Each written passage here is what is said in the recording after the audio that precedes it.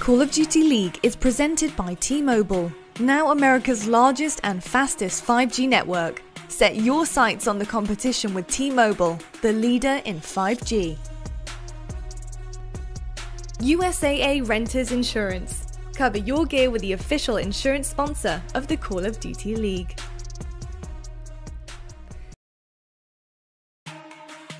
High above the hills of Los Angeles is where we join you for day 2 of our Stage 3 Major presented by USAA, as it is a battle Ravens v Røkkr in an elimination game.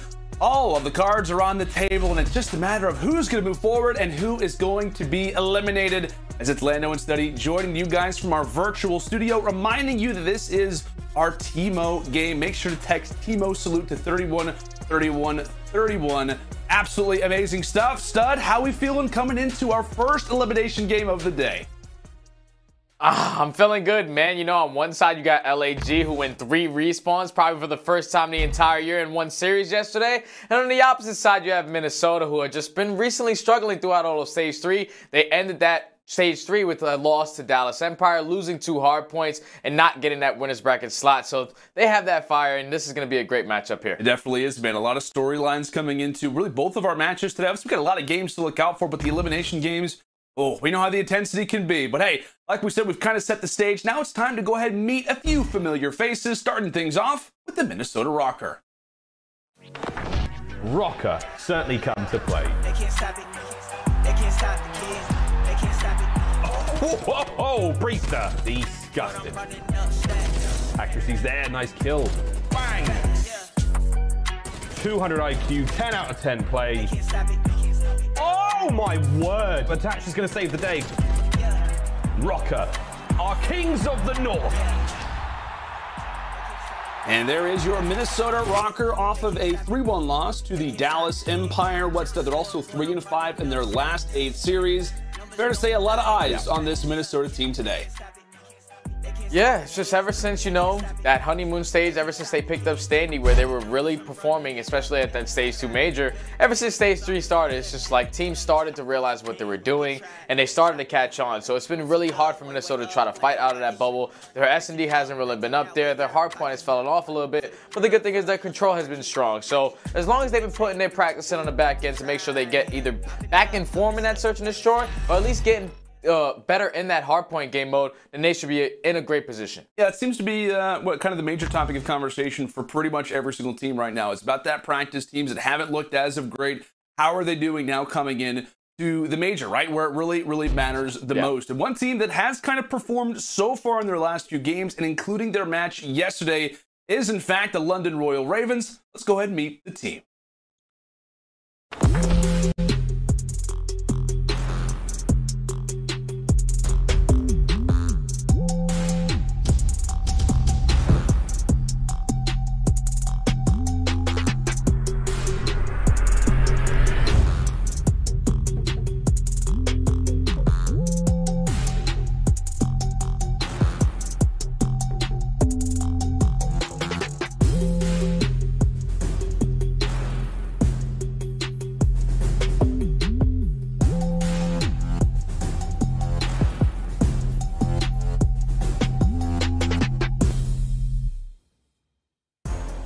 How about those Ravens? They've won 3 of their last 4 series, and we've seen many iterations of this team from different stage to different stage, but this one very well may be the best version that we have seen yet. And like I said, in these last few matches, they have built up quite an impressive resume. They really have, man. Just watching these guys just put in the work throughout all of Stage 3. You know, in their previous series going 3-2 versus FaZe, beating New York in a 3-2, and then coming out on top versus Surge. And then even yesterday in that matchup, they really came out and just playing really consistent as a team, man. And it's just really good to see. Obviously, their search and destroy was a lot of individual challenges that eventually costed them, but just their respawn in general, it's all teamwork, and it's really good to see out of these guys. Without a doubt, my friend. Let's now take a gander at our game fuel keys to victory here for the London Royal Ravens. As you said it, right? Keep up that lineup consistency, as all players were above a 1 in their series yesterday versus the Legion. Continue that hardpoint hot streak. They have won their last 4, and their average margin of victory is by just 139 points. Pretty good, you'd like to say. And then also pick up the pace in the search and destroy, as they are 2-6 so far throughout stage 3. And what, man, relying on those respawn wins, it can get difficult from time to time, right? You're relying on respawns. As time goes on, you start facing off against higher levels of competition. You're not so sure how long that can last. Yeah, man, and then going up against Minnesota, it's not going to be easy. You know what kind of player the Standy can be, and he has to be that X factor. He needs to be able to play well to just basically set up his entire teammates. But let's just hop right into our game field keys to victory for Minnesota. Come out with the opening hardpoint win and to change the pace of the series, because like I said, 4-game win streak on the opposite side for London. They've been really looking good in that game mode. 3-7 throughout stage 3 for Minnesota is not what we expect. And then get back to that top S&D form, 2-4 throughout stage 3. Take advantage of the Royal Ravens weak in that game mode. And then accuracy, Mr. Iceman, he needs to be on point today to match the London ARs, because yesterday those two guys on the opposite side, Paul X and Shawnee, they were putting on a clinic. Yeah. But so far throughout stage 3, accuracy at a .88. We know exactly what the man is capable of. He needs to be on point for his team today. Now, kind of on topic with the Minnesota Røkkr, right? Because we kind of know what we're going to expect from Ravens for the most part, just kind of given how they've looked in their last few series, including what we saw from them yesterday. I mean, looking at our first hardpoint, looking at the beginning of this series, the big conversation, I think, in your opinion, we talked about it kind of coming into this, is going to be down that guy Standy, right? Shawnee kind of in the post game yesterday said, if we can shut down Standy, we set ourselves up so much better for this series. And as we take a look at the maps and modes, along with our map vetoes, how important do you think that Garrison could be on Minnesota if Standy has a good stop, or rather a good series overall? I think both Garrison Hardpoint and Garrison Control are really heavily on Standy, because he's been that guy who's been going positive 10 on those maps, being the close range engagements with that submachine gun. He's just been putting on a show. And on the opposite side for London, like I said, Zed and Zapdos, they've really started to work with each other a lot better, so their hardpoint is becoming a lot stronger. But if they can neutralize a player like Standy on a map like Garrison, where he's able to hit so many different routes, then it's going to be really hard for Minnesota to try to win this. And I want to ask you too, like, how important do you think this map is for London? Because we talked about their hard points, like how they've been so great on, you know, maps like Moscow, maps like Apocalypse. Obviously, Minnesota bans that out because of how great the Ravens have looked on it as of late. This is what I believe is, I think, London's worst hard point. I want to say, like, they're like 1-7 on this map in particular. I mean, do you think that this map kind of legitimizes them as being a kind of a more top hard point team in the game? I feel like with them playing this map shows that they've been putting practice in, and even though they played it 8 different times throughout the season so far, hopefully the 9th time is the charm, because these guys have been putting in the work. They've been increasing their skill just across the board in every single map, especially in those hard points. 4-game win streak, the guys are on point, and they're feeling really confident to go up against Minnesota on this map, even though Minnesota, they're sitting at 2-5, and the opposite side, you're 1-7. So either team on this map have not really seen that much success, but from what the Ravens have shown us recently, their hardpoint game has been on point, their teamwork has been on point, and they need to be able to answer it here on their very worst map. Yeah, as we said, folks, this is an elimination game. You lose this series, nope, you don't have that elimination bracket to rely on. Why? Because you're already in it. So, like I said, everything on the line as we fly in for our first map, some good old Garrison hardpoint. As we said, this is London's worst hardpoint in the CDL, 1-7. So they have not won this hardpoint, as Attach puts in 2. They have not won a Garrison hardpoint since stage 1, week 2, and maybe we're seeing why that's the case.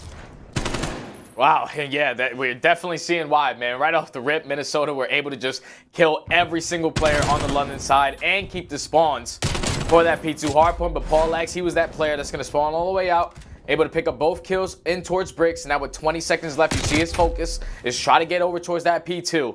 But Minnesota, they're going to have one player here. Unfortunately, he's going to drop, and this is a great start right now for the Ravens, because the way that very first P1 went, it looked like spawns were getting split between both sides, but they neutralized it, and now they're going to be fully set up for that P2. And a big topic conversation around the Ravens hardpoint was, you know, kind of around their money hills. Like, how good can they start to improve in those kind of major hills when life is on the line? So for them to be able to hold on like that, I think it's fair to say is a solid start. But here comes the onslaught toward the brick side, and of course, it's Zapdos. Been so solid in these last few series for the Ravens stud, but he's sitting at 3-2 so far. We talked about how his performance to start off with this team was not great, but he has picked up the pace.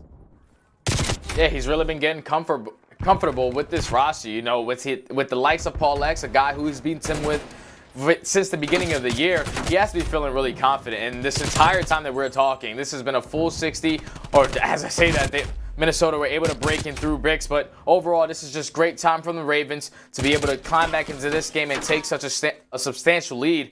And now they're even focused on the rotation towards that P3. Minnesota, they're going to try to flood through dark, but they're going to have their hands full as a couple players from London are already going to be set up. Yeah, it was pretty much a race, right? One team making their way through artillery, the other through vents. So far for London, it has worked out quite successfully. So this very well could be a P2 to P3 chain.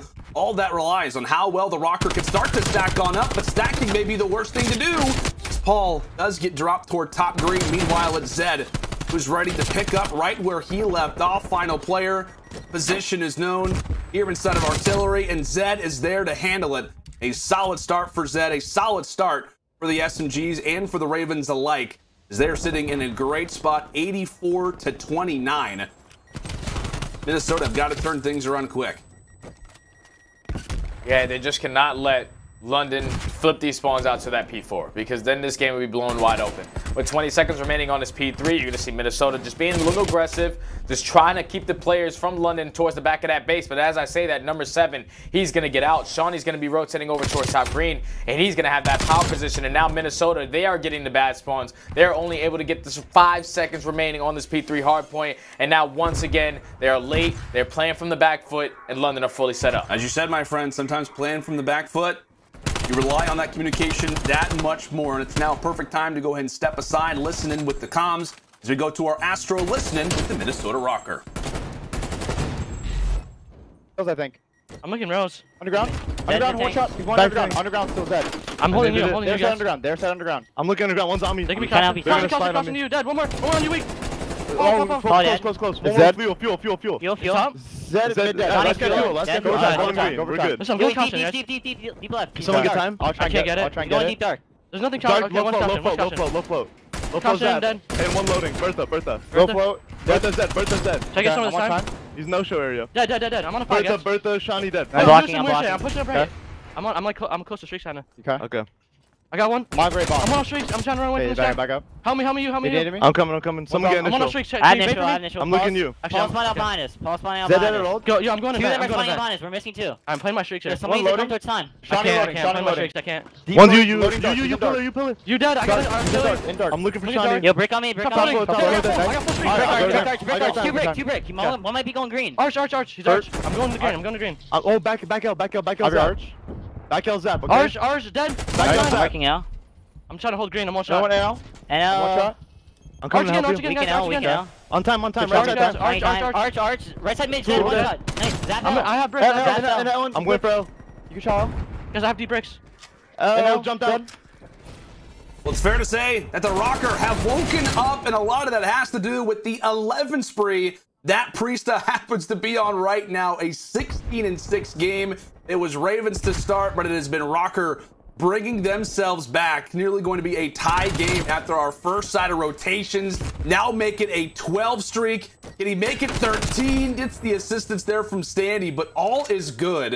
And as we said, Stud, it was a P2 to P3 chain. You're thinking, okay, all is going to be lost on the other side for Røkkr, but based off of that spree and based off of the collection, maybe the comms there as well, Minnesota have somehow brought this game back and even taken the lead already. Yeah, and one thing that I really took away from those comms there was really Standy stepping up in that leader role. Like when those two players were dropping on the side of London, he was telling them that both players are going to be spawning out towards tank. So he's giving that awareness to his teammates. Obviously, Priestahh going on a 13 spree is going to help one hell of a bit, but the guy was just going off. And now Minnesota, they are back into this game, getting some time off of this P1 hard point. The only thing is they do not have the spawns for that P2, but you got to just think Priestahh does have those streaks. So Minnesota can definitely open this game wide open if they're able to get this remaining time and eventually keep the top green control as they try to use that streak. But as I say that, 3 players are going to drop, and London, they neutralize them for now. I guess it kind of has to make you think a little bit. Like if we don't see Priestahh kind of go off the way that he does, how does those first set of rotations really look, given the fact that majority of those kills came when they had to get them? Regardless, 15 seconds down, and here will come cruise missile from the skies as Minnesota will look to try and retake control over here at P2. Good work done early, and that's going to be a nice double kill, silencing any of the players coming in from bricks. as Minnesota jump on in, and it's Priestahh lighting it up once more. 24 and 9 on a 3 spree this time around. Drops there, but nonetheless, his presence is felt. Yeah, I was saying before the beginning of the series that accuracy needs to have a big game, but when your counterpart and your flex duo right there, Priestahh, is having the game that he is basically 2 players on the map.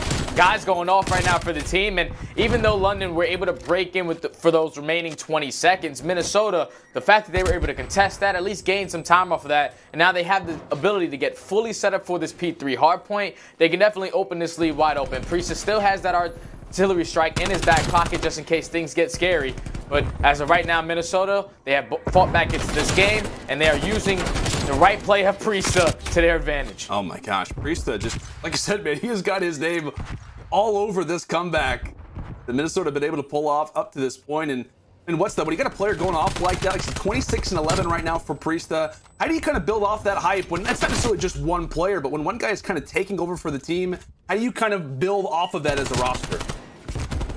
Oh, well, I'm just thinking about back in the day where Nameless, sometimes he was that player for us when on my roster. Like, sometimes, you just got to sit there and just let the guy do whatever he wants to do, man, you know? Like, when you're feeling yourself, the way that Priestahh is feeling himself right now, you just got to let the guy be a free bird. Just fly around the map, get the kills that you want, because you're winning a majority of your gunfights. Just making sure that you're just keeping the fundamentals in play, and that's what Priestahh has been showing so far. He's still playing fundamentally correct, not making any risky plays, splitting spawns or anything like that. He's doing what he needs to do for the team, and it's definitely showing. I like that, man. Just, you know, at times when that Nameless was going off, I'm sure he's probably in the green room right now being like, I'm mind blown. How could he say that against me? Jay, I thought we were friends. Regardless, Priestahh. Nah, he's pretty good. He's pretty good He definitely was, man. You got to give him some props, you know, from time to time. But as you said, get back quickly in the game. Ravens with bottom floating control, trying to hold off what has been a Priestahh performance. P-Dog has been lining up Garrison, but Shawnee finally is able to have his number. You can just kind of tell the frustrating type of fights that Ravens are looking to hope for. Again, going on this 4 hardpoint streak. They do not want to end it here, and it's been dominant hardpoints really for the Ravens throughout these last few that they've been able to endure. Stud, like we said, no team has got over 150 points. Without a doubt, a much different feeling now. There's 5 seconds left. Accuracy trying to get back on in through the action as top green control still will be in the hands of London. Minnesota spawning out. Yeah, so London, they just held that beautifully. And now we basically have a tie game going into this P5. But you see where accuracy does spawn. And dude, London players read this. They're going to have one player slide behind him. And unfortunately, he's not able to get a kill. So London, they're going to eliminate all the players from Minnesota from that back tank. But Standy and Attach able to pick up a couple kills. Will be fully set up. And here comes the streak from Priestahh to just keep the line of the Ravens players back so they can start adding some more time to this clock. That's going to put him at 32 and 16, double positive for the young man. He's really going off right now. Without a doubt.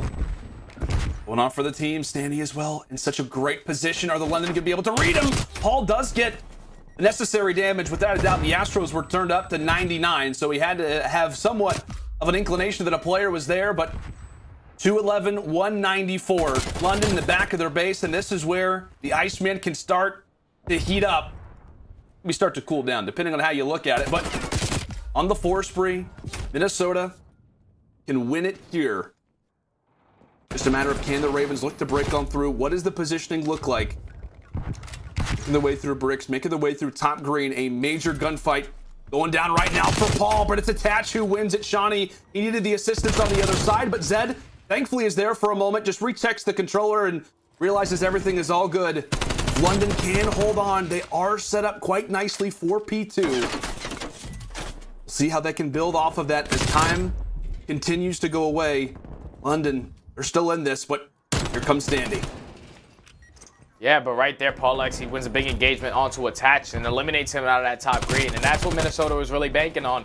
With all this time going in favor of the Ravens, Minnesota do not have any positioning to try to get towards that P2. You see number 4 in Priestahh. He's going to be able to get out towards that point uncontested. And this is the worst case scenario because the way the guy's shooting right now, you don't want to have to challenge him. But 3 players are going to drop. And now London all spawning towards the backside. Paul X is going to have his hands full. But here comes the push out of Minnesota from both top green and inner bricks. They have to try to locate him, but pauLX has stayed alive the entire time, just stalling time for his teammates. And now the game is all tied. London are going to be fully set up. Minnesota have to break in. Minnesota, they have to do something. Priestahh, he drops with a back set of bricks. And if you're Minnesota, you're looking at map positioning. How can they break into this? Something has to happen soon. 7 seconds left, and now it's Zaptius' turn. Attached for the trade. He's at least able to drop 2. Is it enough? Can he break into the hill in time? And right when he runs into the hard point, that is where London was waiting. A back and forth hard point, but the streak remains intact for the Ravens. A much more difficult feat, but they get the job done and somehow, some way, close out our opening hard point stud. It was that ending P5, man. Minnesota, they were basically having them trapped towards that back tank spawn. And then once accuracy drops, a couple players on his teammates, they dropped as well.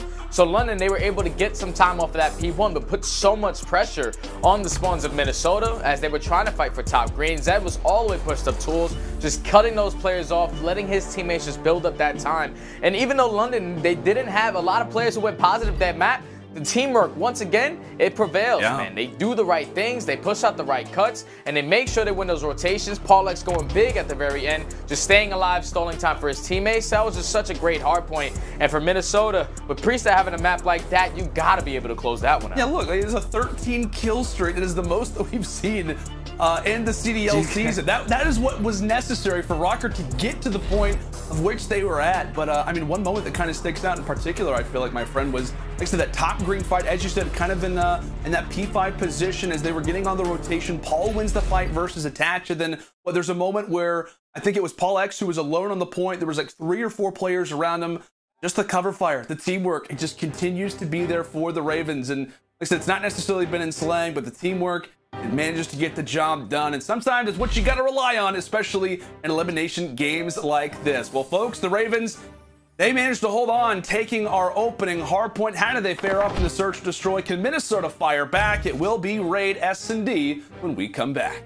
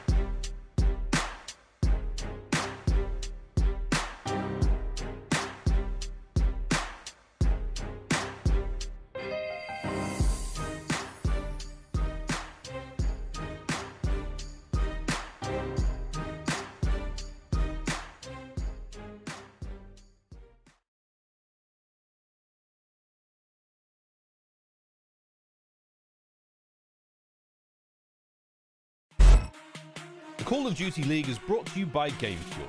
Unlock a CDL team pack with any purchase on gamefuel.com/CDL while supplies last. Offer ends on August 31st. Tournament audio and team listen-ins are powered by Astro Gaming, the official headset and mix amp of the Call of Duty League. Well, it's been a crazy start to the day, folks, as the Minnesota Røkkr just not good enough toward the stretch as the Ravens did close out our opening hardpoint. It was crazy. It was full of streaks. It was full of magical moments, but it was, in fact, the London Royal Ravens who do get the job done. Folks, make sure, again, to text Timo Salute to 313131. T-Mobile will be donating $5 to the Call of Duty Endowment, up to $50,000. Such an awesome thing. Obviously, I'm rocking the poppy pin here today. Instead of kind of getting back into this one, we talked about that search and destroy, or rather coming into this search and destroy. Right, on the Ravens end, it's been great, right? Respawns have been excellent. Hardpoint specifically, it has been a talking point, but search and destroy, that's really where the issues have been lying for them.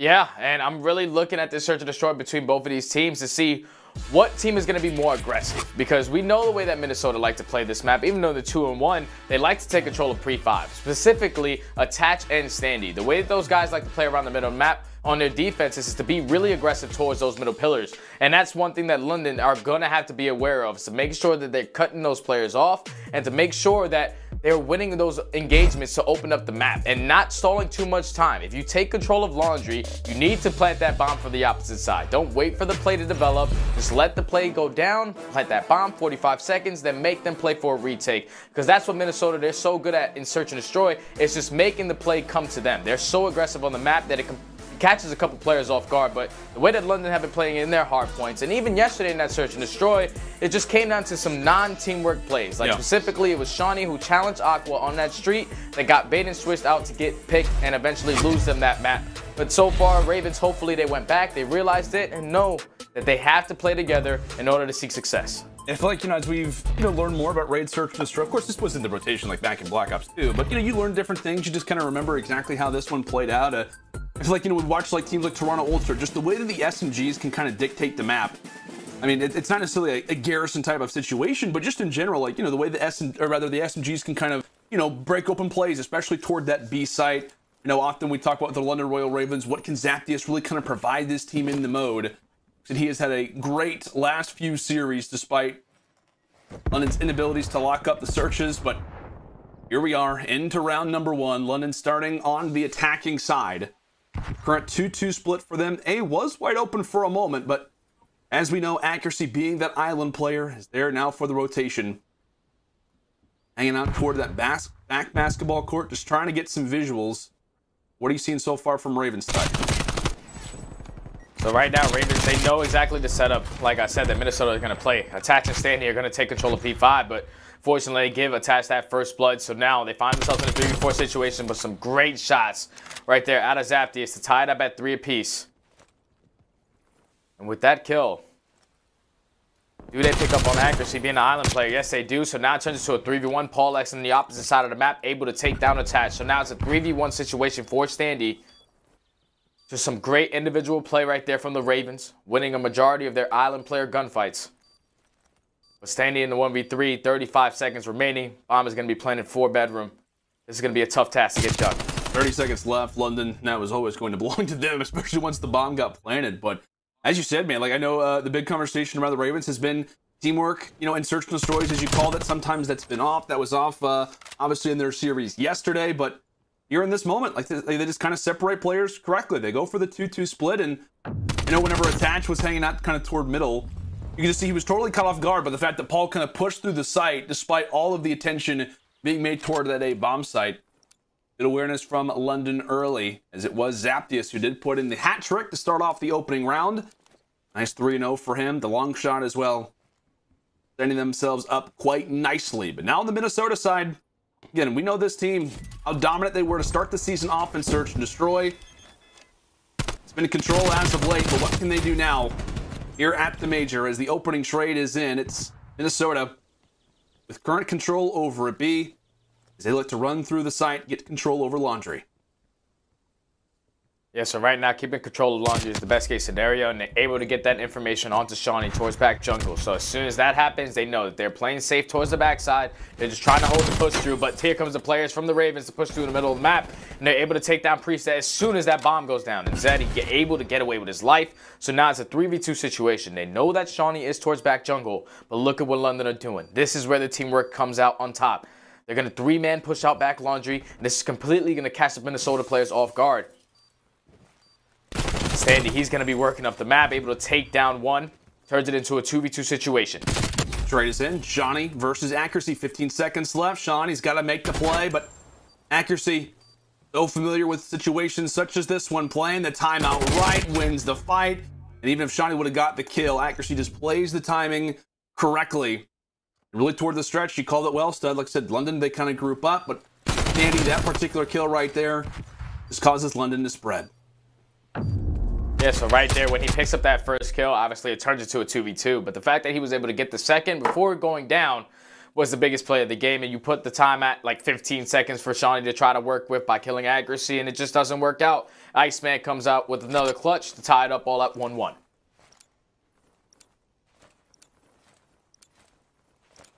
want to ask you too, like, we talk about the Røkkr and just the players that you have on this team. It is kind of odd to think about, like, this team so far throughout stage 3. They sit at 2-4 in those search and destroys. I mean, I know with the with the loss of Major Maniac, who is an amazing search and destroy player, like, what do you think has been the problem for Minnesota recently in these S&Ds? Like, what has caused them to not be able to have that along with the control, for example, from what you've witnessed?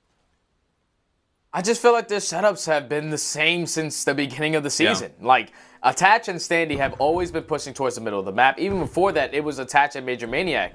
And it's just, they just haven't changed anything up. Accuracy is still that island player who plays at the bomb side by himself. But sometimes it works, sometimes it doesn't. In this round so far, it's working out. But just teams are just reading them, man. It's just really hard to develop new strategies sometimes in Minnesota. They're just going with what works for them so far. But right now, you find accuracy in a 1v2 situation. I'm pretty sure Minnesota were able to take down the first 2 kills in this round. But now, Iceman in another 1v2. He's going to be relocating towards that top art room. The bomb is going to get planted, but he spots the foot of Zaptius. Fortunately, not able to clean up the kill. And now with 40 seconds remaining, paulex gets some shots down. Zaptius knows all he has to do is just try to stay alive and just stall some clock. And that's got to hurt right if you're accuracy in this situation. How big that kill would have been, how much the round could have turned around. And he found it, but there's another moment to check. And like I said, Paul and Zap, they're pretty well acquainted with each other. They know how to play search and destroy quite nicely. And accuracy realizes he has to go for the challenge, falling right into the trap that London have laid for him. And really, if you're accuracy, you just got to go for it at that point. But I just I think it's an interesting conversation. Like, the setup side of things for Minnesota kind of remaining standard. And I mean, based off the way that like we see Zed playing things, and just the way that the London has played this raid search and destroy so far, as you said, you kind of can see that they appear to know it kind of exactly the way that Minnesota, for the most part, is going to be in certain positions. And so far, they have looked somewhat solid. Again, 2-1 start, but like I said, in their offenses, they have been stellar. Yes, they have. But now they're going into a defensive round. And Minnesota, what they showed in the first round was that aggression towards that B site. Once again, you're going to have Zap and Zed taking control of mid-map, but this time they're switching it up. They're going straight through Zig, and no player from Minnesota is going to have any info of 2 players pushing the flank immediately. So here comes number 6 from that top window. Zaptius is in such a great position. But he's just going to take his time. He knows that the bomb is going to be down, so they're settling for a 4v4 retake. But Shawnee, he's just holding their side. A couple shots going to come in from paulex. Not able to close down the kill, but with everyone's position right now on the Ravens, you know exactly the setup of Minnesota. They have to be pushed out towards laundry, so it's all about just timing this correctly. 25 seconds left. London have to go. Ronnie tries to make the play. Time ticking away. Look at Zed. He's on the defuse. He has the cover fire right now. Does Priestahh go for the recheck? They're looking every which way they can. London, have they done this? Can he get the defuse? And he does! Oh, my. What a play from the Ravens. The cover fire was there. Minnesota. They did not see him on the defuse. As you can see, Attach's perspective. Just with that rock being where it was, he could not see the defuse coming in. What a play. The teamwork continues to be there for London.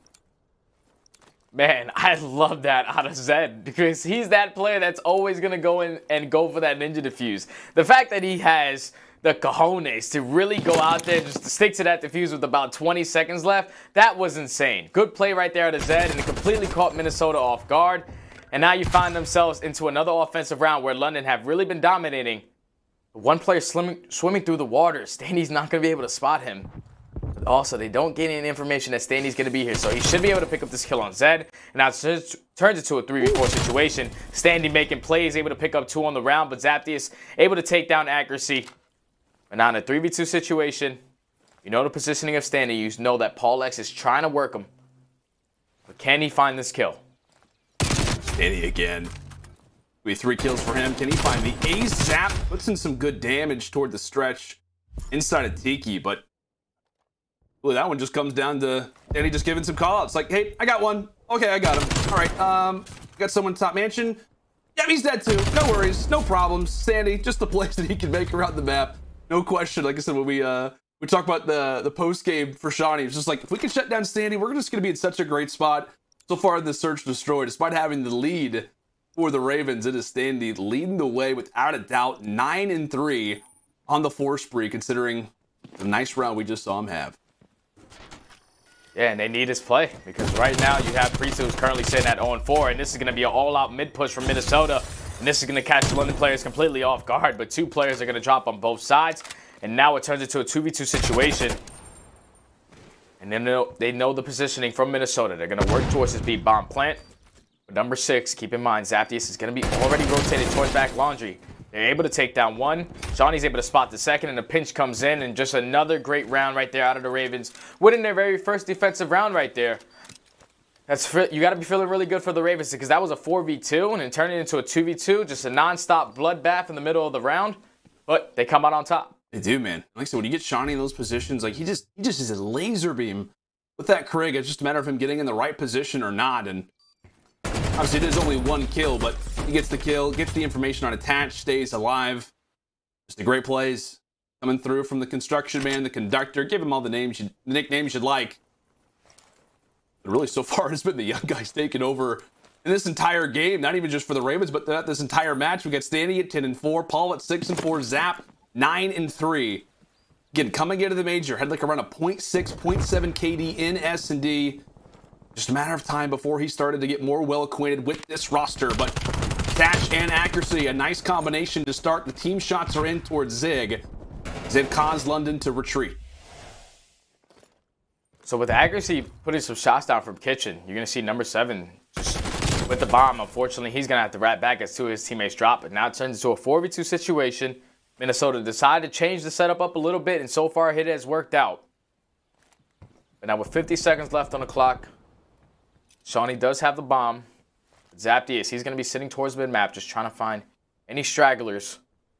Standy's in such a great position to put some early shots down to Shawnee. The nade is going to come in. He's going to be hurt. Standy's going to commit to the gunfight. But it's just ringing around the rosy right now. But Standy eventually is going to get the kill. You got to commend Shawnee in that position, right? He's weak. He's got a Krig up close. Dances as long as he can, but as we said, Minnesota do escape with it. And I guess what kind of the mantra so far for London, especially in these search and destroys, has kind of been that defense. And I feel like for both these teams, like London currently ranked 12th in defensive rounds, winning just over 47%. On the other side for Minnesota, number 1 in defensive rounds right now, winning nearly 61% of those. On a map like Raid, you will absolutely be tested on the defensive side. For Ravens so far, it has been their offenses, but what can they do now? A huge round for both teams. As it will be Røkkr yet again attacking toward the B side. Is it going to be all-out aggression to start? If you're Standy, that's what you like, but Zaptius has got his number. The early first blood out of the Ravens as the fights only look to continue to ensue, as there's the nade over the top from Priestahh. Catching Zed out as well. A quick 2 versus 2. Shawnee drops all down to Paul. Now Paul in a 1v2 situation. First of all, I love the adjustment right there out of the Raves. Just completely switch up the strategy and try to blind counter on towards that B site. But it doesn't really work out for them. So now in a 1v2 Paul with 45 seconds on the clock. Both players from Minnesota are going to wrap back towards Art. I feel like Paul was able to at least spot 1. But accuracy is going to walk right into the pre-aim, and now it turns into a 1v1 situation. And Paul, he's gained a lot of information here. He knows exactly where attach needs to be. He's just going to take his time, wrap around the map, able to spot him, and Paul X in the 1v2 situation, able to take his time, maneuver the map, and just catch both players off guard in the 1v2 situation now to give his team the advantage of 5-3, 1 round away from closing this one out. What a round. They're out of Paul X in need of some game fuel after that. Just a quick little swig. Just the clutch plays out of the rookie to put it away. And how great has he been in these clutch situations so far throughout his shorter, pro season? Gets brought into this team, coming into stage 2, and he's just made such a major impact, sitting at 8-5, 11-5 for Zaptius. As we said, it's the Western duo lighting it up to start. Can this be the round where things begin to close? Zaptius and Standy continuing to be involved in those early engagements. Paul does get dropped, quickly halted, so all he can do is just watch as his teammates look to try and put in the final round of the game. Making its way over toward A, and it's the Iceman. It's Accuracy, the only player here, and as soon as that plant comes in, he's instantly going to get the information. But how does the challenge look? Shawnee, but has to be so careful of his position. Giving the callouts to Attach and Priestahh. Napties, meanwhile, sits through mid-map. 30 seconds left. And Zed is able to spot him. Napties is able to pick up the other. So now it's all up to Attach in a 1v2 situation. The challenge is going to be in. And the Ravens are able to win the Search and Destroy. This is a game mode that they have been struggling with recently. But they use their teamwork. They use their random pushes. And an insane Ninja Defuse out of Zed to close out this map number 2. And now they're up 2-0 in this series. I mean, Stud, I don't know about you, I was so impressed with the Ravens throughout that Search and Destroy. Like we said, there was just so many different moments. Like, you know, in their series yesterday versus Paris, just at times, they just looked off in different rounds. The coordination just was not there, but you can see the smiles on the team's face talking about Search and Destroy. It has been their weakness, but they have turned things around, as it was a nice 13-6 at a Zap. Paul, without a doubt, had his number in this one, and really, if you're Shawnee and Zed, you're like, cool. We're just gonna let the young guns kind of go to work, take the job from here, and great performance really from Standy throughout, but just did not have that teammate support, man. The Ravens, they continue to impress. They're just putting on a clinic, man. Ever since the start of this major so far, these guys are looking like a completely different team from stage 3. They're clutching up in those hard points. They're clutching up now in their Search and Destroys. And it's only getting more scary because now Minnesota, they find themselves down 2-0, but they're going into their trusty game mode, into that control. And this time, London, they do not have checkmate. So we're going to have a Garrison control, but that's going to be one of those bangers, and they have the potential to get 3-0. But Minnesota, they need to come alive here and stop giving the same exact setup so far in their Search and Destroys. I like it, man. I like it. Well, let's go and take a look at our U.S. Army tactical play. This in round 8, a big one for the Ravens, and what's that? This is the Paul clutch, the 1v2. Yeah. So I love the play right here out of the Ravens to just change the pacing, to be aggressive towards that B site. Unfortunately, 2 players drop, but they get a trade, and now it's a 1v2 situation.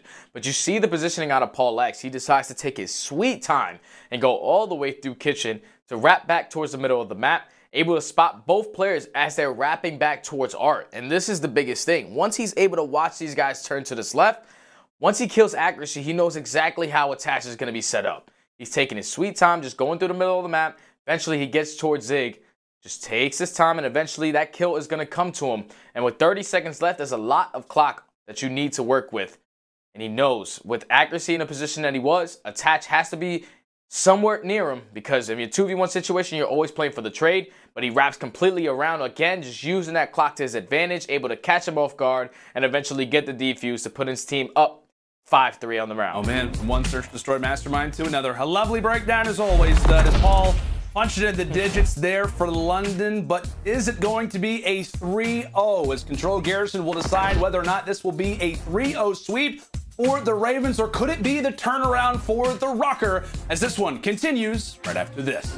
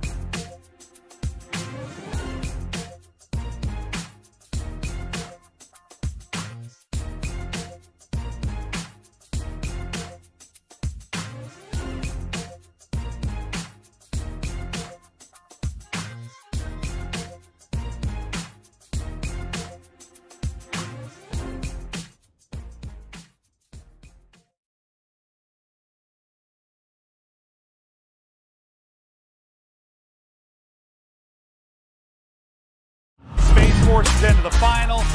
They have to go 7-0. There's one. There's 2. One more. There it is! They did it! Exactly the 60-point win! I go by Dr. Rit, and I was the sub slayer / like in-game lead. and I go by JT Turbo, really following Rit's lead. The victory at Code Bowl was particularly exciting because not only was this a brand new Space Force team, this was actually the United States Space Force's first appearance in any competition. And for us to walk away with the win immediately shows the other services, like, we're not some schmucks that just showed up. Like, we're here, we're ready to compete, and this is only one realm. Just to be able to represent the Space Force by playing video games, it's like unheard of almost. I did not join the military thinking I was about to play video games.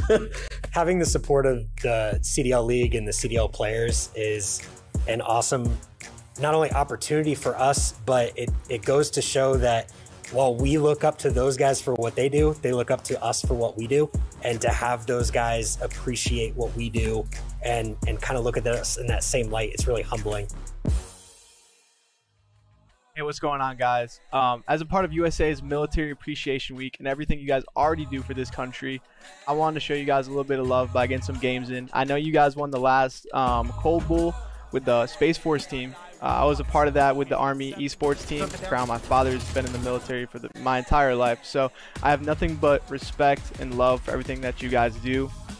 In part with Røkkr, we're going to be getting some games in with you guys, just train you guys up for that 2-peat, and also get you guys kitted out. Got a bunch of gear coming your way. Big thank you to USA for actually making all this possible for us. So yeah, man, I'm excited, and I'll see you guys online. The esports community as a whole is so huge that having these partnerships and creating these relationships is only going to improve not only what we're trying to do in the Space Force and the Air Force, but I think we have a lot to offer the esports community as well. Got that guy? I didn't think that anyone in the higher-ups would care or back us or anything. We're still 2-2. We can still do it. And once I heard that, I was excited that we had people that actually cared. They thought this was a good thing. Nice, boys.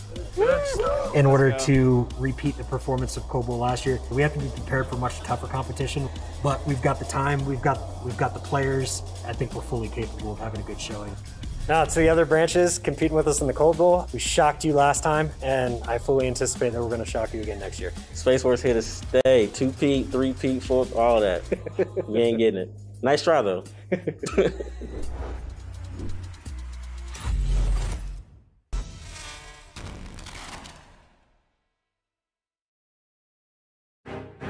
Welcome back, everybody, to the Stage 3 Major presented by USAA. It's Ravens v Røkkr, an elimination game, and we could be just one map away from one team saying goodbye. That team would be Minnesota Røkkr if they were to lose this next matchup. I mean, this is it's kind of a scary territory right now for Minnesota. We take a look at their placements, or rather their kind of game mode comparisons from Stage 2 to Stage 3. I mean, man, as of late, it's just kind of, I feel like, the search and destroy and the hard point's not really there. The control, though, it's only improved.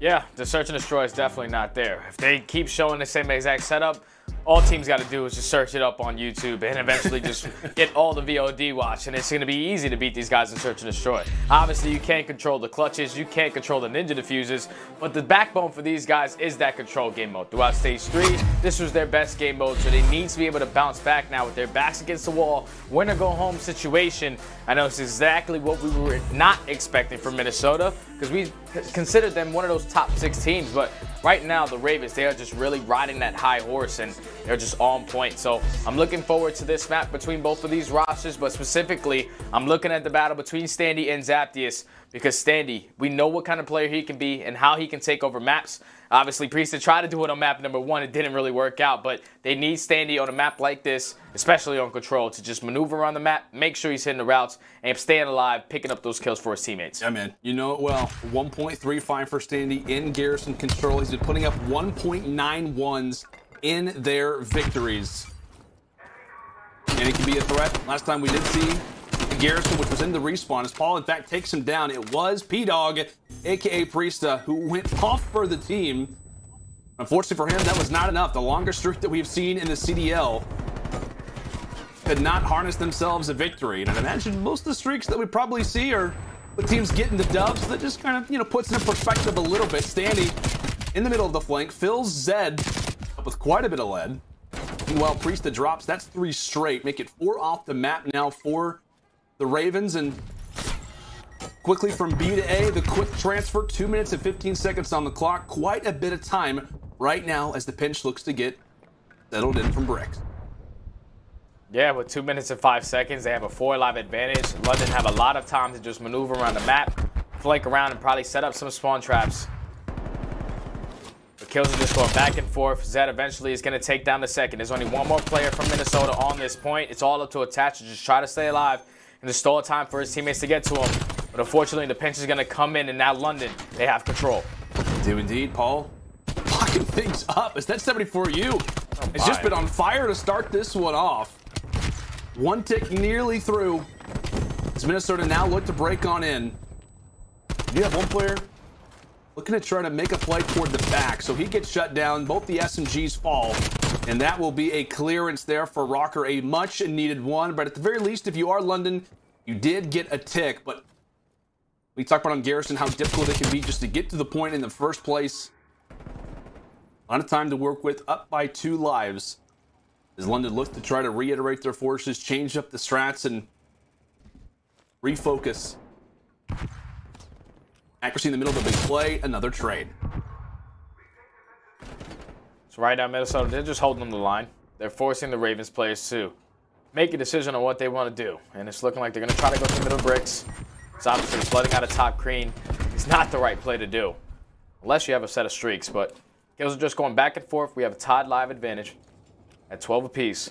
The pressure is going to come in from top green. That's going to be 2 players from London trying to fly out, but Minnesota, they have just too many bodies on this point to where they're able to win the trade engagements.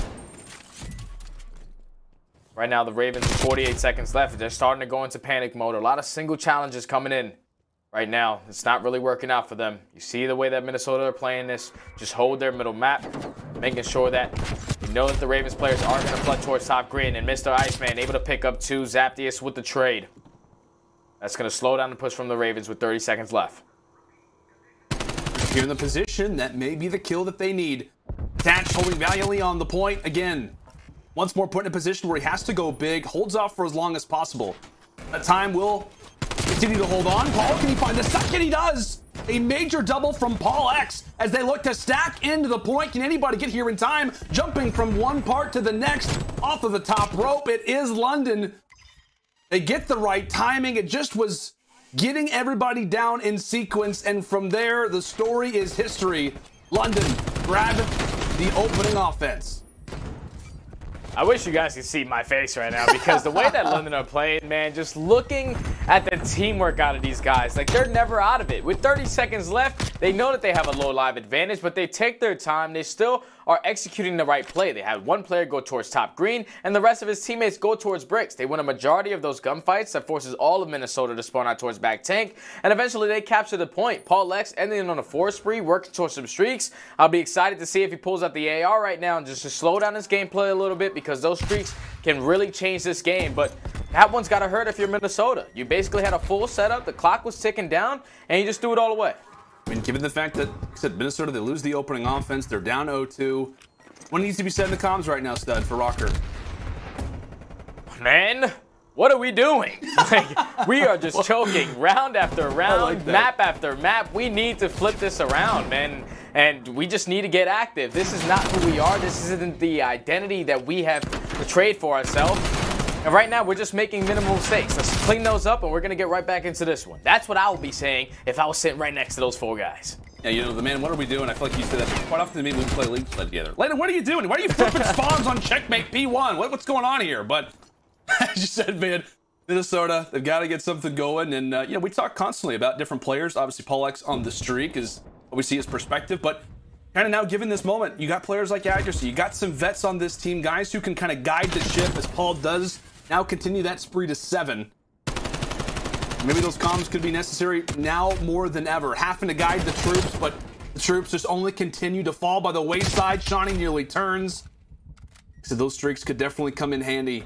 Either to lock up this round or obviously the next offense, depending on the way that you look at it. But Standy with the big 1v1, that may guarantee the B point to go their way. Meanwhile, Priestahh looks for the 1v2 engagement. Standy's there for the assistance. So Minnesota continuing to really just be problematic on both sides of the map, but London are able to rebound for the moment. B point, a major 1v1 victory. I believe that was for player 8. So Zed wins a major fight, and that will halt the push there. With 35 seconds left, they got to do something, Zed. Yeah, they do. And just keep in mind that Paul X does have those streaks if it decides to get a little freaky in the middle of this round with 30 seconds left. But as of right now, they weren't able to get that big point. Zed taking that 1v1 gunfight to stall that time and to keep the clock going. Now with 20 seconds left, London is so far pushed up. Minnesota have to win a majority of these gunfights to try to get out to that B point and extend this time. But 2 players are going to drop.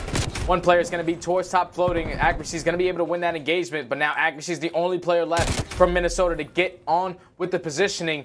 And just like that, London, they bounce back. They have the map control, and London are going to walk away with the defensive hold. So far, this has been such a great series from the Ravens. It has, and on the other end for Røkkr, like, you know, them playing throughout that offense. I mean, do you think that they were just too spread? Like we talked about, they were just 1 tick away. A major 1v1 fight is what the Røkkr rely on to kind of keep that point up. Like, you think they played too spread in that moment? Just stack the point in a situation like that? I think in that situation, Røkkr thought in their mind, hey, we got the B point. There's no way London is going to be pushing towards us. We already got 2 ticks on the way to the 3rd. Yeah. So we're just going to put all of our focus onto that 8 point. But London didn't give up, especially Zed. He wins. He goes towards that point. He wins the engagement, even though he's sitting at 6 and 11. That was the biggest kill of the round because the clock is going to continue to go on.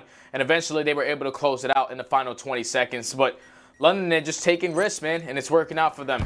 Because right there, if Zed does not get that kill, and they have the potential to just flood out towards that 8 point, Minnesota have a chance to win that, but now they find themselves down 2-0. I mean, high risk, high reward, and the reward at the end of the day is a sweet, sweet victory. And the Ravens get it done here. Like we said, you could not be in a more tilting, really type of situation if you're Minnesota. Down 0-2 in the series, down 0-2 in the control. It has to start here, or if not, they are eliminated. A major round for the Røkkr. And how do they look to try and reply? Match really somewhat caught off guard, is able to walk away with the gunfight. So in the end, Minnesota will find the favorable trades, and now you're looking at London kind of given their circumstance. 35 seconds, they just really haven't had the ability to spread their wings like they do on the offensive sides. They're not contesting over at B and A at the same time. They really haven't gotten anything going as of yet. Zed continues to fly off the rails. That may be the opening that the Ravens need. Attach the sole player left alive, and they say, you know what? No big deal. They win the fight. They instantly push toward B. And as we said, man, on their offenses, they just like to try to cause problems throughout the map. 16 seconds on the clock. How can the Ravens look to do this? Oh, no. But an unfortunate team kill. Meanwhile, Priestahh is able to find one. Zed wins the 1 versus 1. Somehow, Ravens have got out of this situation, still capturing this point at A. It's now the opportunity to retake potential here for Minnesota. Man, but a lot of these kills are going in favor of the Ravens. They already have 2 ticks on towards that 8 point. Shawnee's going to be able to take down another 2. So here comes the streak out of Paul X. This is what I was expecting not to happen. It looked like they were just going to crumble and just go into their defensive round, keeping those streaks. But they're able to take that 8 point. They have a 2 live advantage. 2 kills make it 3 going in favor of the Ravens. And right there, the 2nd tick is already in. The streak is going to be in. Ravens should be able to close it out. It looks to be that way. Here come the streaks, and it's all about a celebration. Fireworks here on Garrison as the Ravens will walk away with the 3-0 sweep. And what a play toward the stretch. All about that coordination stud. The Ravens, they continue to surprise us. The Cinderella story so far of the Stage 3 Major lives on. And they just got those 3 kills in chain. It was like 20 seconds left on the clock. And they get 3 down. So that is the opening. Right there, you see the Ravens are like, no, we're not going to go towards the B point. We know that one's the easier one to capture. We're going to take our talents over to that A point. And that's exactly what they do, man. Zed going big because there was a lot of trades that went on there. But Zed got a big 2-piece that really neutralized the players from Minnesota. They were coming off spawn, and now it gave a lot of time for his teammate in Shawnee to eventually jump up towards top green and pick up those last 2 kills. And they just captured that 8 point with ease. They forced Minnesota to just spawn all the way out towards the back of P5. And at that point, Paul X knows we invest these streaks, the game's basically over. Just continuously just picking up kills adding that extra time by capping at 8 point. London, they're just never out of it, and that was just such a great series from them from top to bottom. Yeah, and on the other side, right, if you are the Minnesota Røkkr, like that hurts, man. Like, not only just getting 3-0'd, but you get 3-0'd in the control. That's a mode that you have been so good on. They were 4-1 coming into this. Garrison has kind of been that one alongside Raid that they have really been progressing in, and obviously we'd rather see the stats here. Paul goes 22-12. I think he had like a 0.79 on Garrison control coming into this, so that totally gets wiped away. And we talked about Standy. We talked about a number of different players, but Priestahh goes off in the opening Garrison hardpoint, goes 11-21 here. I mean, just a number of different sequences, players just not being able to perform up to the Ravens standards. I mean, what impressed you the most, Study, for the Ravens throughout this series? Was it a certain thing, or was it just a number of different things? It was just, the certain thing is just that teamwork, man. The fact that these guys are not making any individual plays, and even when they are making individual plays, like PaulX that entire first round, able to pick up some early streaks, they're all doing it together. And that's why it's so scary, because even in those final moments, 20 seconds, you think the round is going to be over. That's exactly what Minnesota was thinking. 2 defensive rounds where it comes down to the very ending seconds that London, they still have a plan. They still have an execution that they want to come about, and they were able to just execute it perfectly by just pinching bricks, picking up a majority of those kills, and just chaining those kills together by using just great teamwork. Yeah, man, it was all about teamwork really kind of throughout this series. We talked about on the hard point, the search, destroy, and the control alike, and really another instance of teamwork here for our Scump play of the game. I mean, what, man? It's Paul. Paul was going off throughout this game. I mean, the spree that he's able to go on just to earn those streaks, how that sets them up so nicely toward the stretch there, Stud. It was everything. Yeah, so with Paul getting that first kill, eventually Zaptius is able to get the second, but with them opening up, you notice that all the Minnesota players were spawning out towards back tank, so eventually the pinch is going to come in, but Paul and Zaptius, they just work so well through the middle of the map to get control of bricks and then eventually win a majority of those gunfights, just to stall enough time for his teammates to get set up and eventually close out that point. And that's where Minnesota, they were struggling. They just weren't in those final moments able to get a proper setup to shut down that last push from London, and they kept on coming on top, and they closed it out that map right there. And now London, they're the Cinderella story, man. So far, they have been surprising me. My pick'ems have not looked like this, but gotta tip the hat to the guys. They've been putting in work. They absolutely have. An impressive win here versus the Røkkr. I wonder how many brackets are still intact. I know we're only a few matches in. We're really just starting off day number 2, but LA Thieves taking on the Royal Ravens. Elimination round 3. Oh man, we got so many tense games. We got OpTic Guerrillas, Ultra FaZe, Subliners versus Mutineers. So many great games, but again, a crazy one here as we'll take a look kind of throughout our schedule. Oh man, that next one coming up, it is going to be a battle. LAG taking on OpTic Chicago. Like we said, that's an elimination match. A lot on the line. Nobody wants to get out in that top 10 placement, but I'm sure social media is probably going nuts right now, kind of given the fact of what we have coming up, what we just witnessed in that last series. And this one, obviously, our Astro Social soundboard coming in from the coach of Seattle says those Royal Raven boys are looking great out there. Much respect to their progression. For the hand they have been dealt, would be cool to see them close this one out. Well, hey, get the job done, man. Like I said, they've gone through so many things and must feel good right now for the roster. But we got Ant going big on social media, said, my God, Paul X is an animal. What is the Royal Ravens feeding you, Paul? Paul is playing with his toys on control. Oh man, as what we talk about Paul, we talk about how great that he has of a series. It's only right that we get the chance to talk with him once this series now is over, folks. When we come back after the break, it is Jess joined alongside by a very happy Paul X.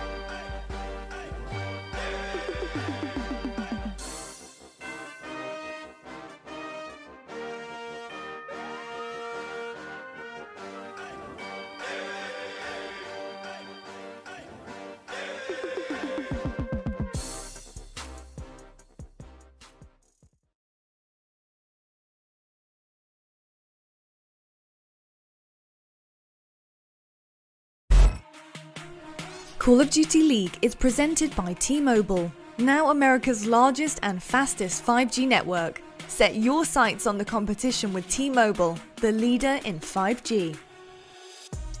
Scuff, the official controller of the Call of Duty League. Zenny, the official eyewear for the CDL. Armor your eyes with Zenny Blocks blue light protection glasses by visiting zenny.com/gaming.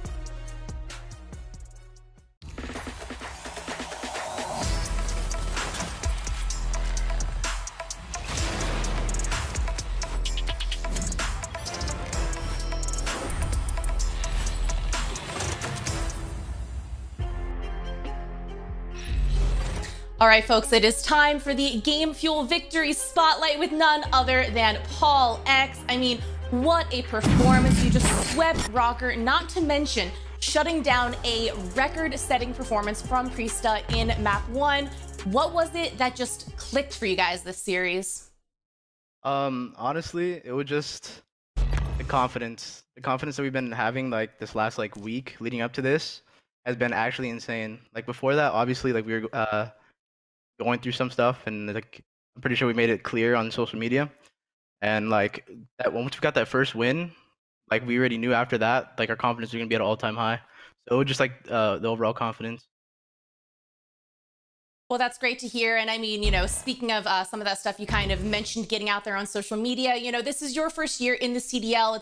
It's safe to say that it's been full of some ups and some downs, but what would you say is the most important lesson that you've learned in your first year in the CDL?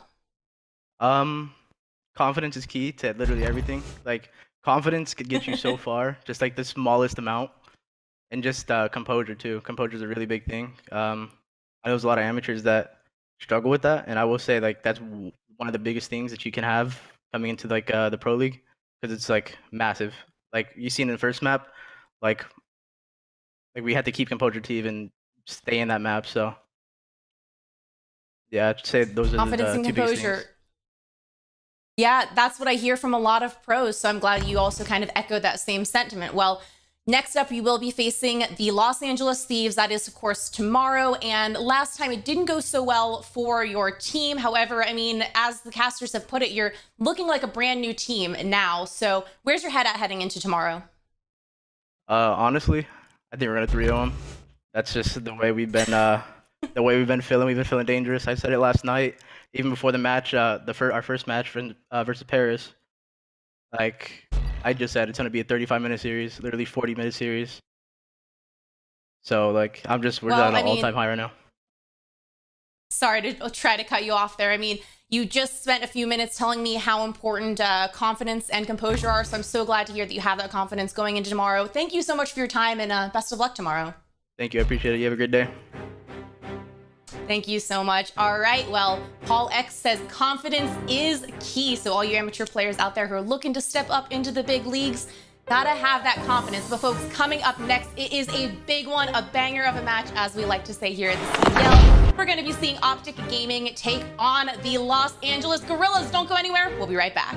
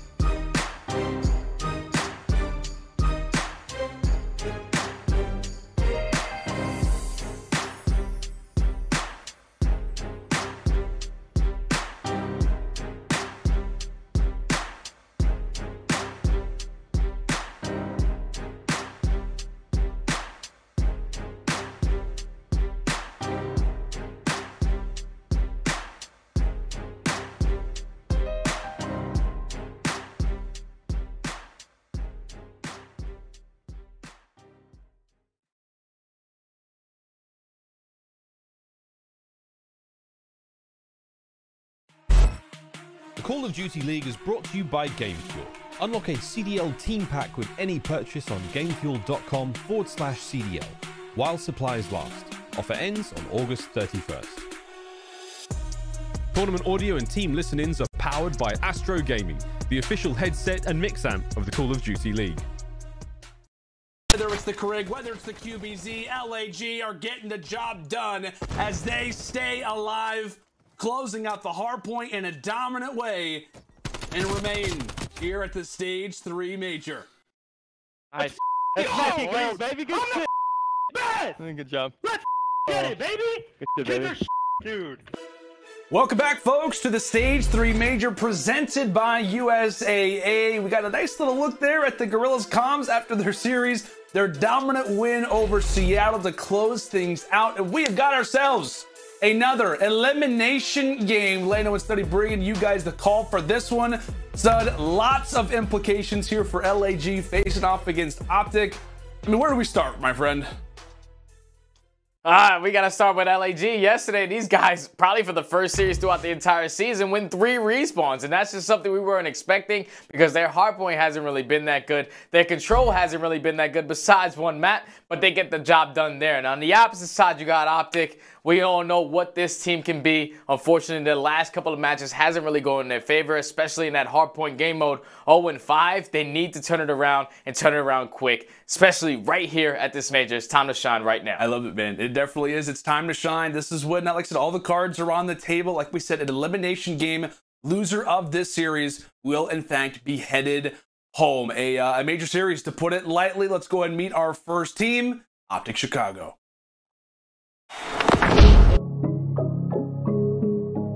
Almighty keeps it going normal. Looking fantastic. Envoy slaying his way through Scump from up high, the king. I'm out here doing what they thinking is irrational. Really starting to run that score up. I'm gonna make it back. I'm gonna make it back, yeah. Ladies and gentlemen, OpTic Gaming are back. Chicago are a force to be reckoned with. Well, we all know the story, we all know the stats, but the 3-game losing streak is something that you have to take note of. Stud, off of the 3-0 loss versus the Atlanta FaZe as well. This is a big series for these boys. Yeah, it definitely is, man. Just a confidence booster. These guys, ever since whipping out those Milanos and FFRs, it hasn't really been looking good for them.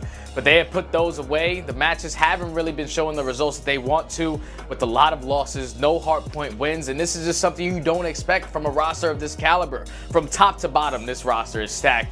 And things are just not clicking for them right now. But this is the perfect time to throw that all away because you're at the major. This is the tournament where it all matters. Yeah, man, that's a great call to bring up. Like we talked about, you know, with the big conversation. I know we've had a few audio sound bites, like, you know, coming in from Scump, coming in from Envoy, saying it just has not translated.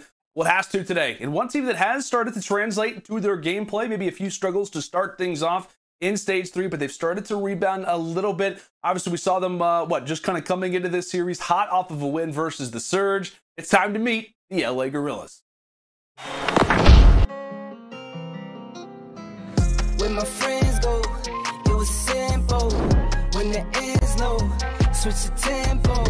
I got right, I got heart, I won't die, I'ma fight. I go down, bet I strike, I go hard day and night. Money on the line, keep calling.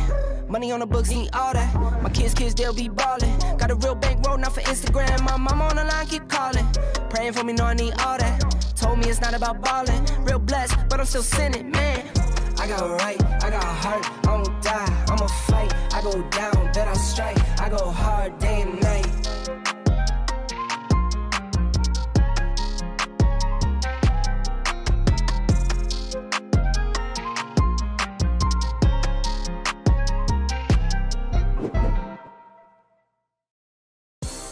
And there is your LA Guerrillas. Got the chance to watch them yesterday as they won it versus the Seattle Surge 3-1. The hard points were incredibly impressive, but I feel like we left that series, Standy kind of saying, teamwork, the coordination, the respawns, they were elite.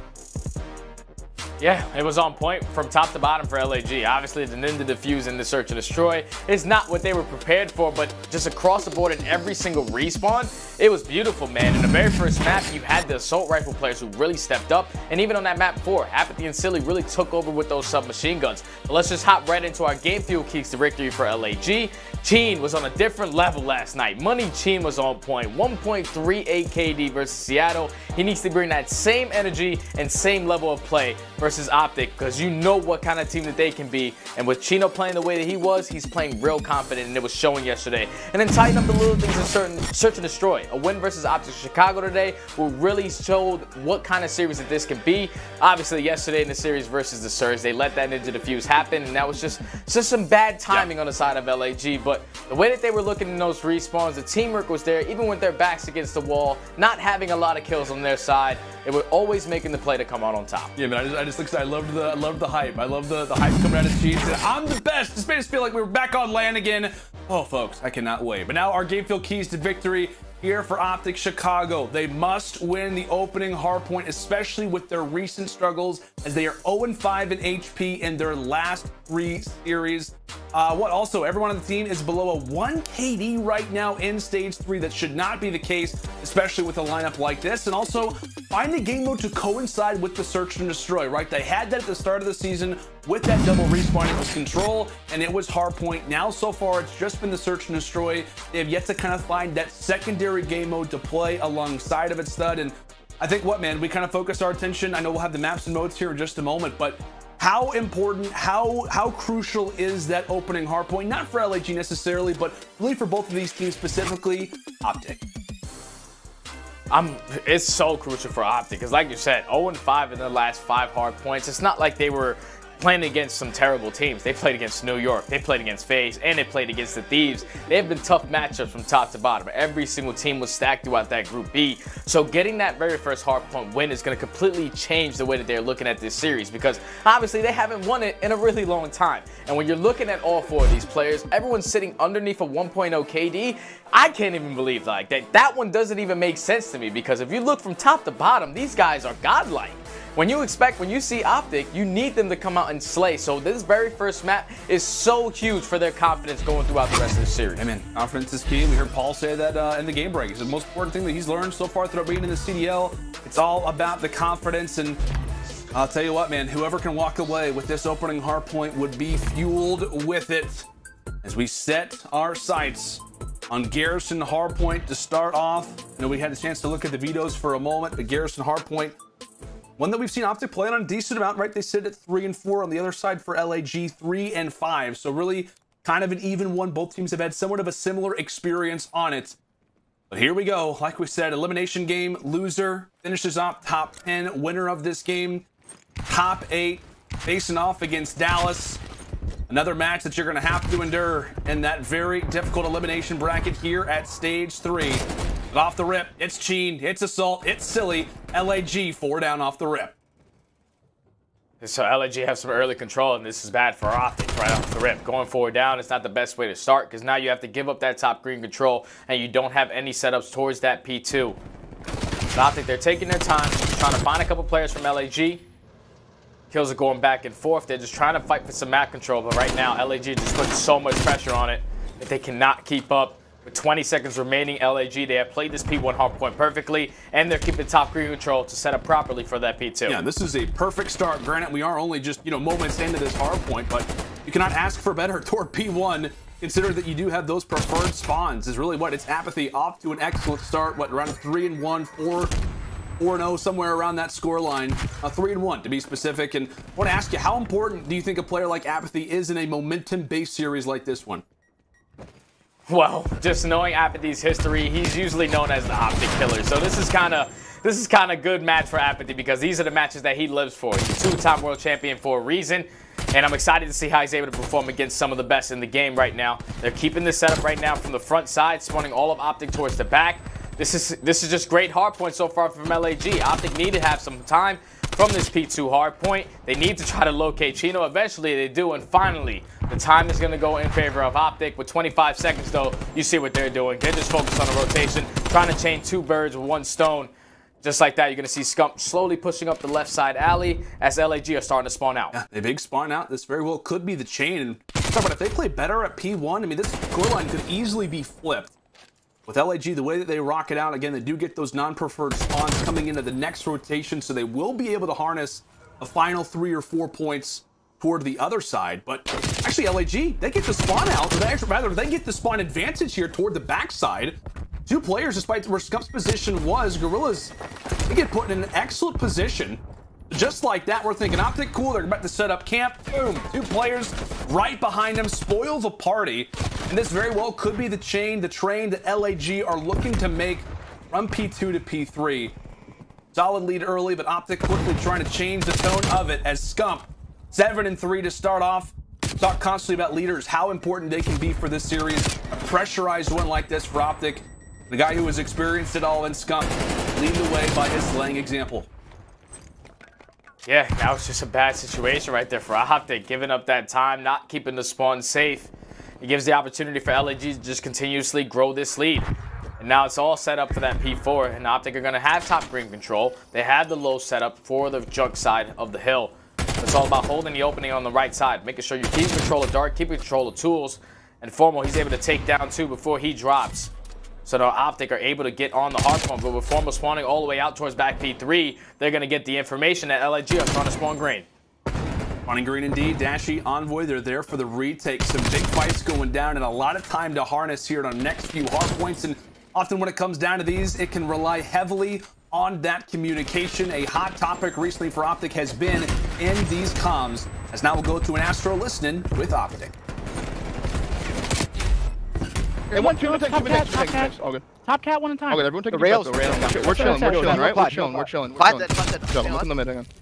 I'm trying to cross left. Yo, mid text, round. So she need box. Yeah, I'm about to challenge. A little weak. I flash myself. Low E box. Top green. Top green. I like tree too. Top green right now. Top green, left corner. Top green. Yeah, top green. Top green, silly. I'm watching him. Absolute top green, guys. Yeah, he dipped to P2. I'll see him small. Backside down. I don't think I green. They're all top green. Top green. There's two green. I'm trying to watch him. One back to small, silly. Small dead. Brick. I'm watching small. I don't know what happened. I'm one shot here. Bricks. Apple top green, guys. I don't see him. Brick chain. Could be small. I push out green for you. I'm watching small. Not peeking me, Bricks. Looking bricks. Green, one shot. Low green. One shot, absolute. Bottom mid somewhere, and one small. Small square. Back. Help it down. Under lights me. I'm trying to help you, man. I'm helping you. One light. Hit bricks. Under light assault, and I got killed from bottom mid. Yo, Less time. Close right. He went bricks. Close right as well. Dead. Challenging you. You got me. One search. Don't be search. Close right, Brandon. Close right challenge. Absolute. There's a trophy on him. Bottom mid. Challenge lights. Green is small. Dead. Bottom mid. New. One more new. They're spawning in the back. They're spawning behind you. Spawning behind you. I don't see Sheen. Cat search. Cat search. I don't know where he went. Yo, bottom green app. He's going bottom middle app. Cat's hair flew off and one lights. One mid, guys. The first set of rotations are through. LAG in a commanding lead for the moment, up 137 to 60. So as we said, coming into that comms there for OpTic, it has been a major topic with them, has been the communication. What'd you think there with our listening? I didn't like it. The fact that Formal just came off the rip as soon as we jumped in and said, don't worry, we're chilling. No, they're not. They're down 90 points. This is not good from OpTic. This is not the start that we were expecting. Nameless said in the beginning of the day that they need to come out and dominate this first hard point. And being down 90 points, your backs are against the wall. You have to make sure that you're able to chain at least some of this time together, because right now they're not looking good. This is not good from OpTic. This is not the OpTic that I was expecting to see. Being down 100 points and now you have the potential to lose the setup for that P2. This is not good from OpTic, man. Those comms have really just got me mad, at least from a player perspective, former player perspective. You need to be locked in. You need to be ready to go. I think that's a fair comment to bring up, without a doubt. Up 110. Keeping in mind, LAG, despite the 2 big hardpoint victories that they had yesterday versus the Surge, they are still the bottom-ranked team in the CDL in hardpoint. They are number 12, 11-21 in hardpoint, and they have come out to play to start off. It's Assault, somewhat of a slower game, but up close with the Krig. Clearly feels somewhat comfortable, but now in toward P2. It is a break early for the Guerrillas. 30 seconds on the time. And LAG, they're looking toward every lane, watching the flank toward bricks. And having everybody stare. ADS is locked in toward top green. A nice challenge there for Formal, but with 15 seconds left, you got to imagine this one's surely over. But no, he goes for the challenge regardless. He's able to drop the first. He and Scump there, T2P, are able to find it, but no time is going to be awarded for that fight. Really just trying to distance out the Guerrillas. Down by over 100 as we come in toward P3. LAG 1 point away from reaching the double century mark. It has to start here, Stud. Yeah, we need a good hold. We need to make sure we're blocking this back spawn so nothing fishy happens. No LAG players are going to sneakily spawn in the back. Nothing. You need to have a full 60 right here. And so far, job well done. They are spawning all of LAG out towards back lights. But with Assault getting that 2-piece, that's going to force all of LAG to start getting some more map control and putting more pressure on OpTic. So now with 30 seconds left, OpTic are still holding this down. So far it's been a great hold from OpTic to try to get back into this one. With LAG, hopefully they do not keep the aggression up because you do not want to flip these spawns. You want to make sure you keep this set up for that P4 hardpoint. You only need about 51 seconds away from closing this out.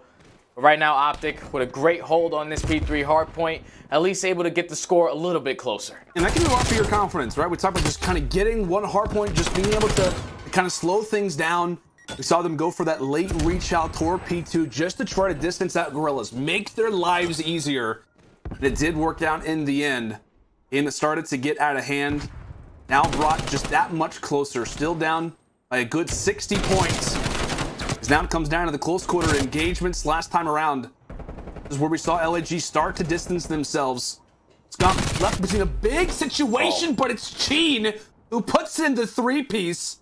Instantly, all players from OpTic now off of spawn. Silly's reading them, and LAG, they know exactly where they're coming from, taking players down left and right. One player toward the back, he gets found out.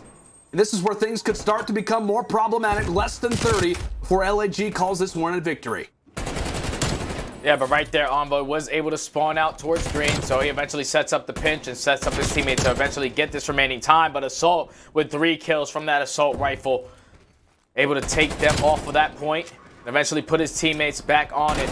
Now they're getting closer and closer to closing this one out. Assault just went into top green and he filed 5 easy kills, just gunning all of them out of the gaming chair. This is not working right now for OpTic. And now with all of them spawning out towards back tank for this P5, with 15 seconds left, LAG can close it out here. Can 10 seconds away. OpTic, what do? Given the circumstances, given the timing. Now it's aBeZy's turn. He's going on a 5 spree. Now it's Money Cheen's turn. 25 and 17 for Father App. Envoy at least has a moment to silence things. Only 5 more points needed, and that quickly starts to tick away. 1 more point, and it's a dub for LAG out of the gates, taking a commanding hardpoint start, 250 to 148 here on Garrison.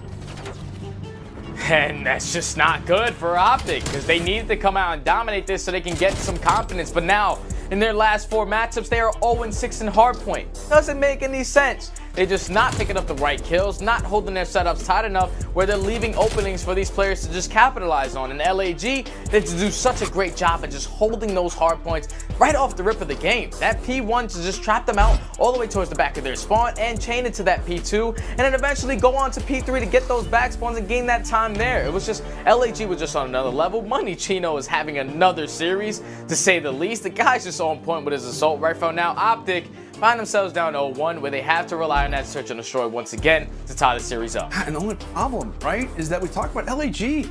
They're a great team in search and destroy. Like hardpoint and control have been where they have struggled so mightily. But as we take a look back at the slang, like not a giant differential, right? I mean, we see aBeZy, obviously aBeZy have a great game. Cheen has a great game as well. Okay, so I guess I was looking at the numbers. I thought that said 25 and 28 for aBeZy. So there is somewhat of a disparity, but I guess like you said, man, I mean, what, like the biggest takeaway, 0-6, they lose the hard point here. Does it come down to the setups mostly for you?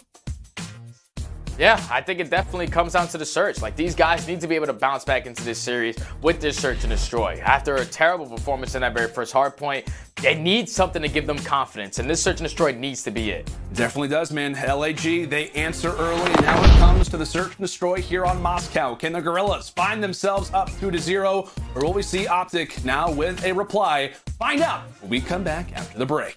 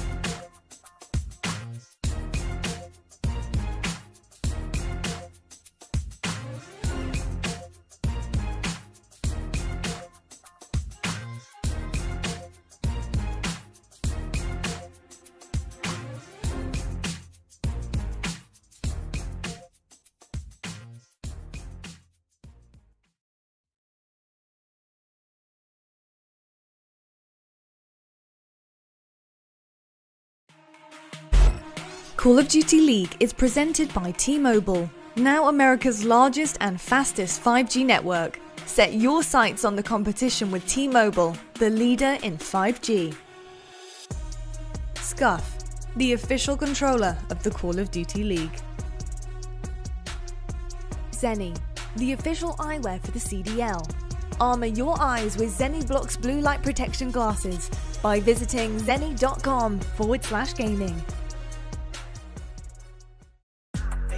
Folks, we are celebrating the Stage 3 Major with a giveaway. Winners will get a controller of choice featuring the winning team's design and CDL mid-season pack. To enter, make sure to follow @ScuffGaming on Twitter. Retweet this tweet, tag 2 friends. Giveaway does in fact end on Sunday, May 16th at the end of the broadcast. As we said, folks, there are tons of ways to win. You can watch, you get to earn things, plus we're getting a great giveaway here. Oh boy, what a treat, and what a treat this series has been to start things